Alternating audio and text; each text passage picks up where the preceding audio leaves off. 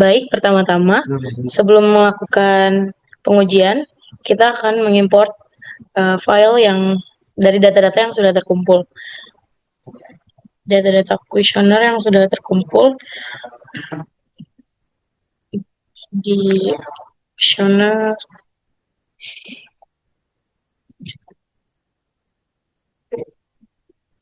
klik open. Kita tunggu datanya sampai muncul, lalu kita klik OK. Nah, data sudah ada di sini. Lalu kita ubah di labelnya dulu. Untuk total X-nya kita ubah menjadi kualitas produk.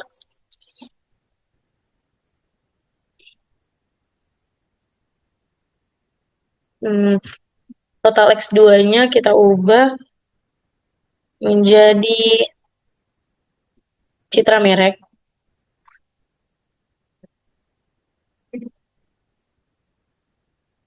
Dan total Y-nya kita ubah menjadi keputusan pembelian.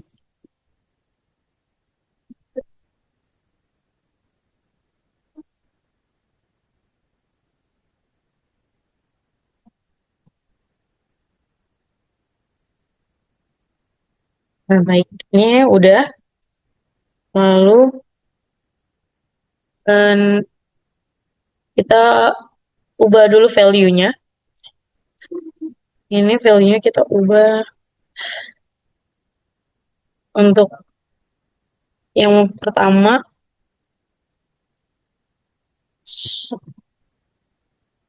sama itu apa ya tadi? Sangat tidak setuju. Ya, klik add. Yang kedua tidak setuju. Klik add lagi. Lalu yang ketiga itu netral. Klik add lagi. Yang keempat itu setuju. Untuk yang kelima sangat setuju. Kita klik. Lalu klik add. Lalu klik OK. Ini kita CTRL-C dulu. Lalu shift.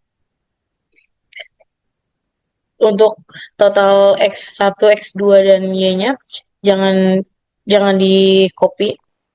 Shift lagi. Lalu CTRL-V. Setelah itu kita ke measure, kita ubah ke scale. Nah, scale-nya kan udah kita copy, langsung aja kita klik klik shift lalu ke bawah. Nah, kita ke CTRL-V aja biar dia keubah scale semua. Nah, ini kan sudah semua ya. Lalu oke, sekarang kita masuk ke uji validitas. Bisa kita klik dulu analyze, lalu ke correlate, terus klik bivariate. Ini kita masukkan X1-nya, klik shift, lalu ke bawah sampai kualitas produk. Kita masukkan ke variabel. Lalu klik OK. Di sini dari hasil uji X1, setiap item X1 nilai SIG-nya kurang dari 0,05. Nah, nilai SIG-nya bisa kita lihat di yang paling bawah, yaitu di kualitas produk, berarti datanya di sini valid. Kita lihat di sini. Lalu klik lagi analyze untuk uji validitas X2-nya. Correlate, bivariate. Lalu ini di reset dulu. Klik lagi X2, save, lalu ke bawah sampai citra merek. Pindahkan ke variabel, lalu klik OK. Sama seperti tadi, dari hasil uji X2, setiap item X2 nilai SIG-nya kurang dari 0,05. Nilai signya bisa kita lihat dari yang paling bawah di bagian citra mereknya. Sini ya teman-teman. Kita ke analyze lagi untuk mencoba uji validitas dari Y-nya. Kita ke correlate, lalu bivariate-nya, lalu kita masukkan Y-nya, dari Y1 shift sampai ke keputusan pembelian, pindahkan ke variabel, lalu klik OK. Dari hasil uji Y-nya, setiap item Y nilai signya juga kurang dari 0,05. Nilai signya bisa kita lihat di yang paling bawah, yaitu di bagian keputusan pembeliannya di sini. Kita lanjut sekarang. Kita akan menguji reliabilitas ya. Di sini kita ke analyze, lalu klik scale, ke reliability analyze. Kita klik. Ini kita masukkan X1-nya, Steve ke bawah, tanpa total X1 atau kualitas produk. Kita pindahkan ke item, lalu klik OK.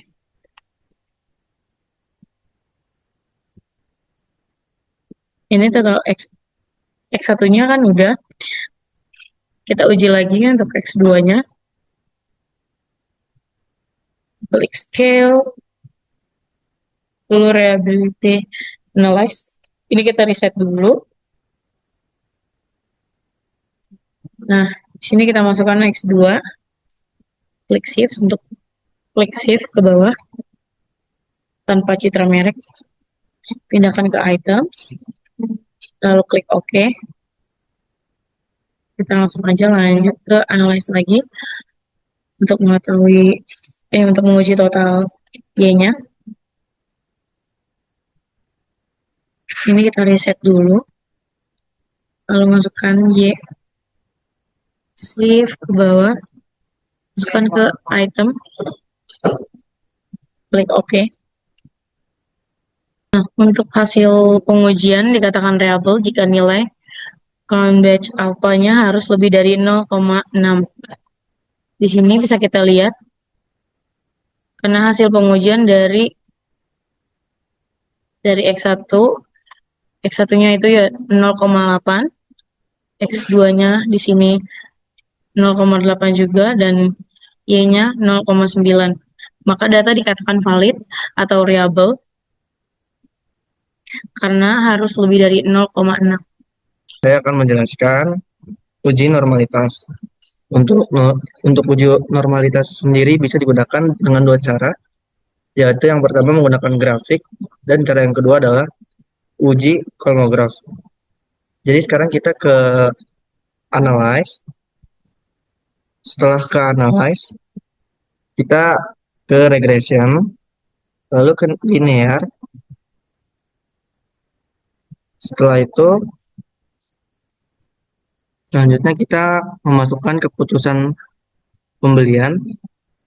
Kita klik, kita pindahkan ke dependent. Selanjutnya kualitas produk, kita pindahkan ke independen. Setelah itu kita citra merek, kita pindahkan ke independen. Lalu ke plot, kita masukkan receipt, spread, dependent ke Y, dan X-nya receipt, kita pindahkan ke X. Lalu histogramnya kita centang, dan normal probability-nya kita centang. Setelah itu continue. Setelah itu kita save, dan di sini unstandardized-nya kita centang, dan pencet continue, lalu klik OK. Sekarang kita lihat grafik cards histogramnya sudah tepat di antara angka-angka tengah 0 karena di sini udah terjadar 4 di angka 0. Data ini dikatakan berdistribusi normal. Lalu kita lanjut ke cara yang kedua, yaitu pertama-tama kita ke analyze. Setelah itu kita ke non parametric test. Setelah itu kita pencet legasi dialog. Setelah itu kita pencet satu sampel KS. Setelah itu kita masukkan unstandardized, pindahkan ke tes variabel dan pencet OK. Kita scroll dulu ke bawah. Nah, ini dia.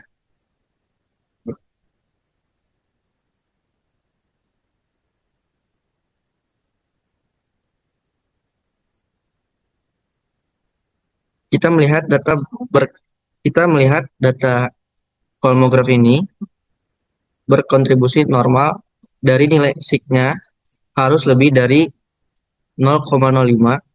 Dari hasil uji kolmograf data kita, nilai signya adalah 0,193, di mana lebih besar dari 0,05. Jadi data kami berdistribusi normal dan lolos uji normalitas. Dan yang selanjutnya kita masuk ke uji heteroskedasitisitas. Kita masuk ke transform, lalu ke compute variable. Di sini kita ketik di target variabel kita ketik ABS res. Lalu kita ke function group, kita klik arithmetic. Lalu kita klik ABS. Lalu kita masukkan unstandardized. Lalu kita pencet OK.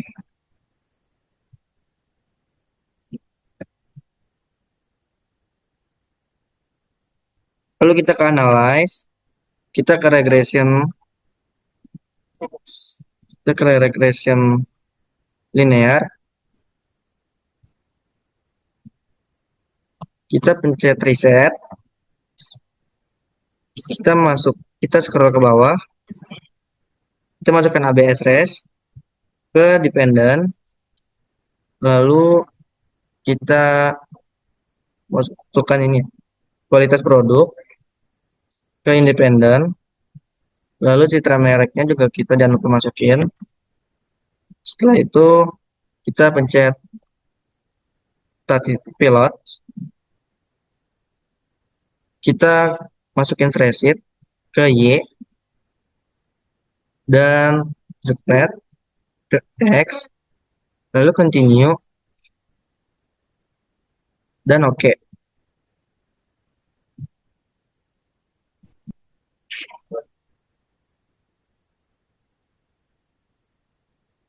Sekarang kita lihat ke tabel koefisiennya. Untuk hasil pengujian kita bisa dilihat pada tabel koefisien. Di sini kita lihat nilai sigma adalah 0,03. Untuk X1 dan X2 harus lebih dari 0,05. Jika nilai sig lebih dari 0,5, berarti tidak terjadi heteroskedasitisitas. Jika nilai sig berkurang dari 0,05, berarti terjadi heteroskedasitisitas.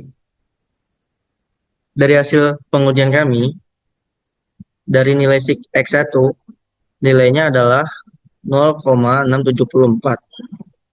Dan X2 bernilai 0,294.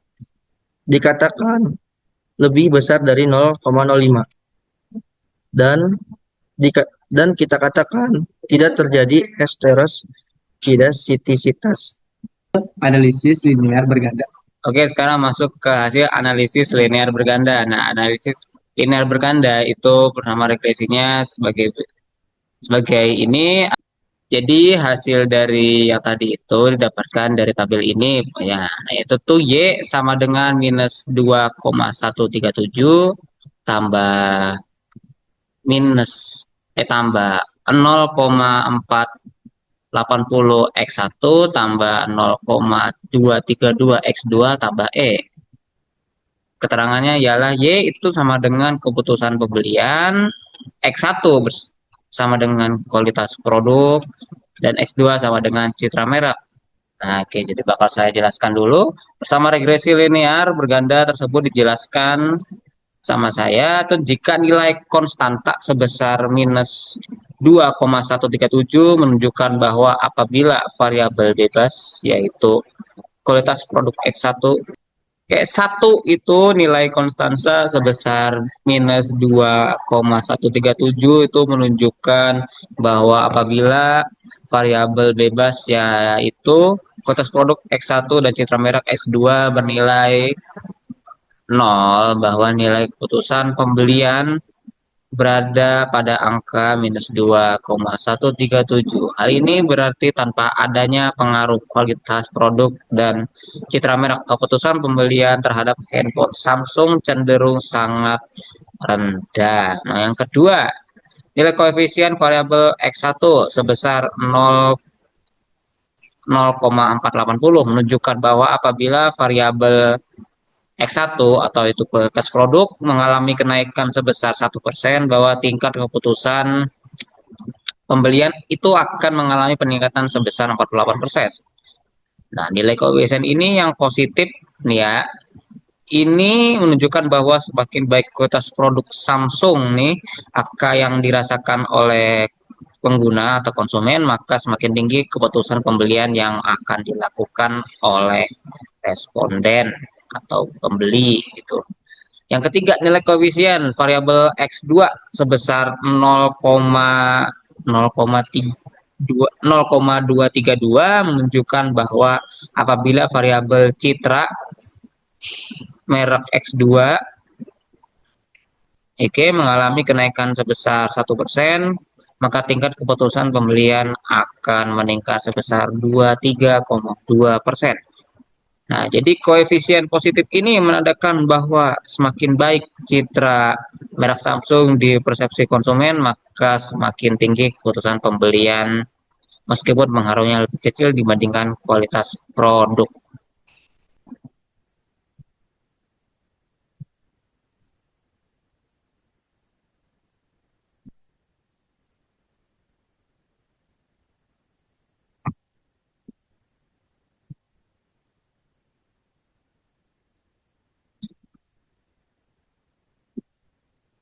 Oke, sekarang kita akan masuk ke model summary-nya. Sini kita jelaskan untuk bagian analisis korelasi berganda atau kita namakan sini R nih ya modelnya ini.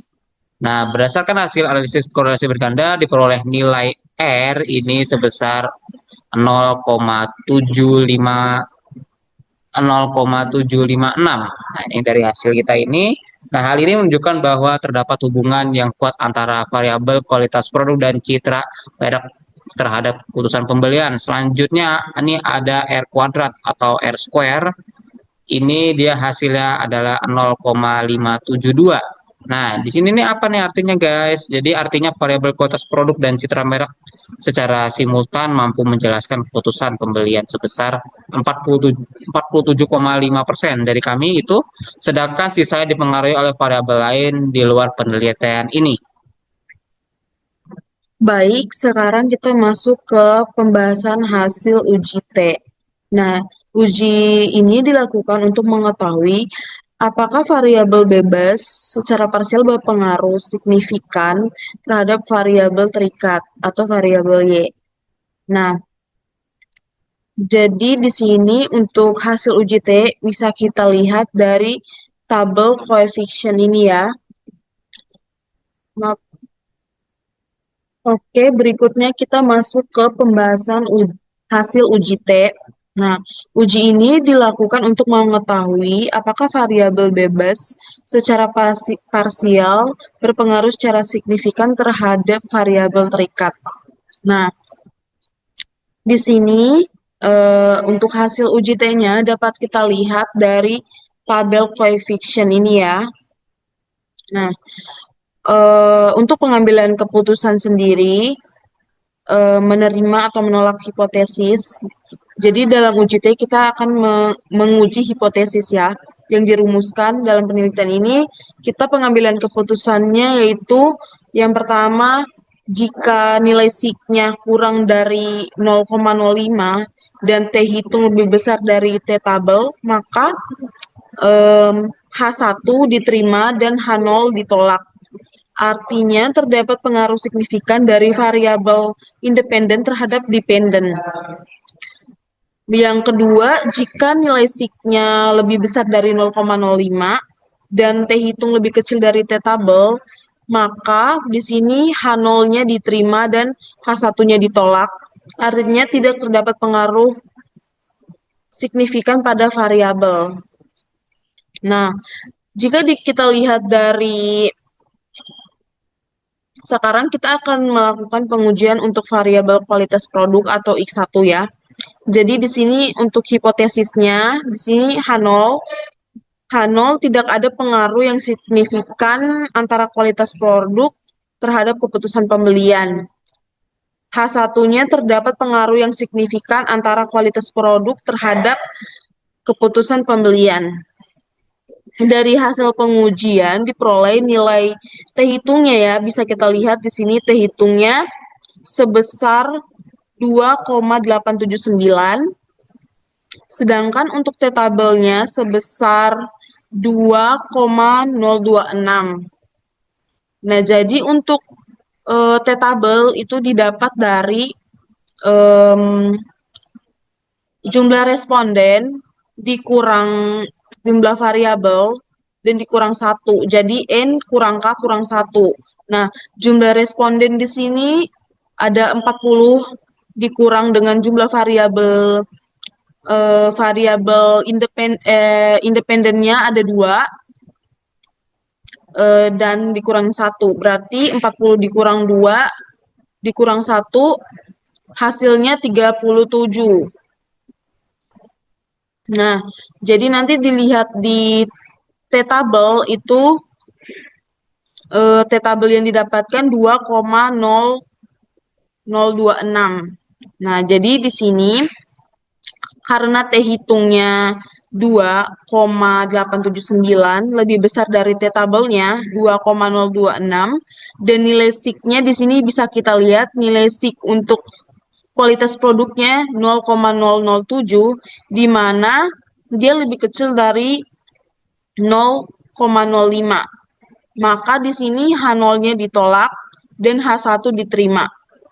Hal ini berarti bahwa variabel kualitas produk terbukti berpengaruh signifikan secara parsial terhadap keputusan pembelian.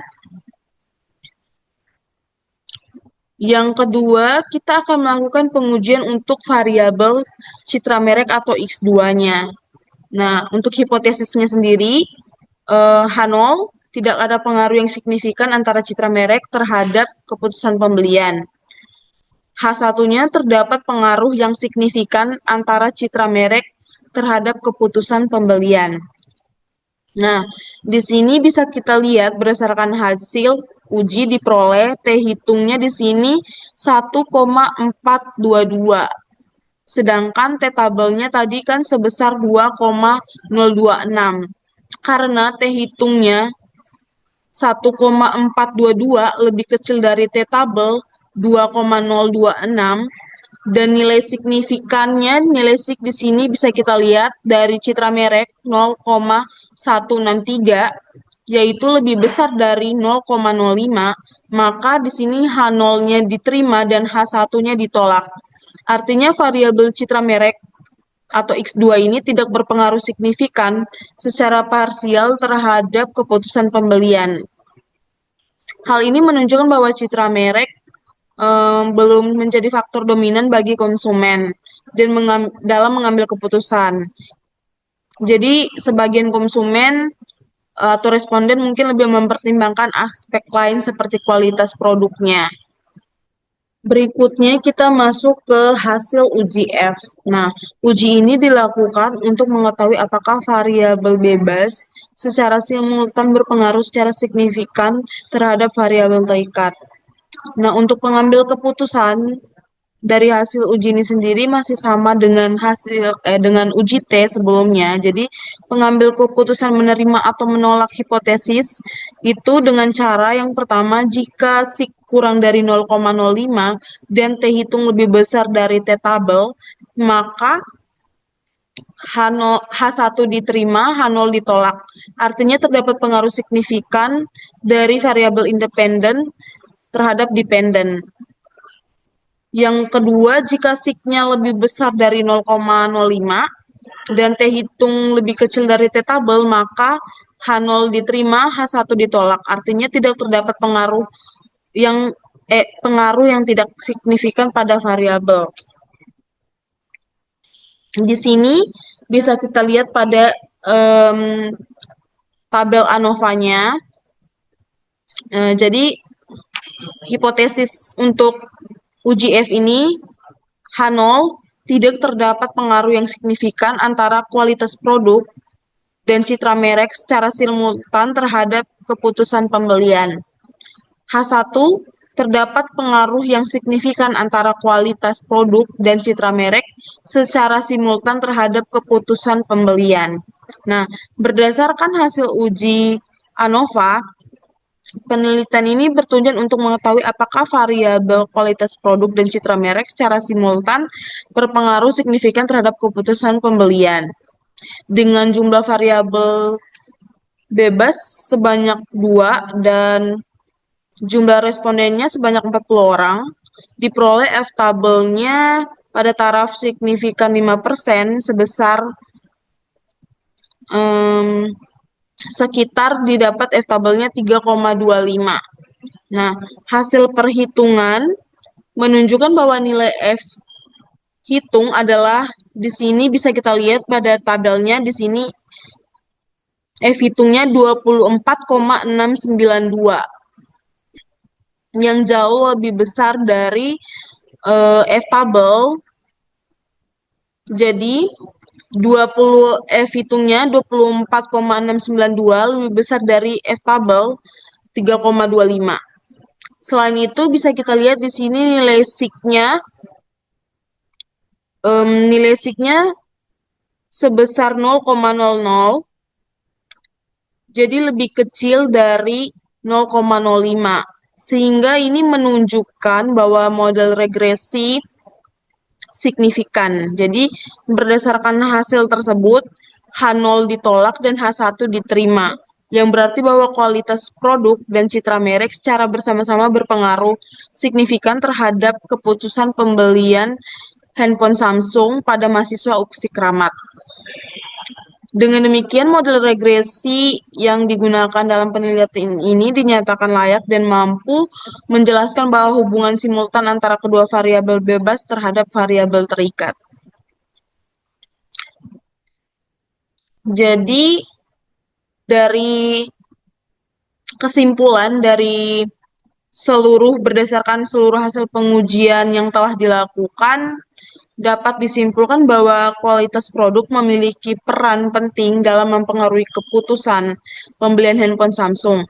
Sedangkan citra merek belum memberikan pengaruh yang signifikan secara parsial. Sekian dari pemaparan hasil uji kelompok kami.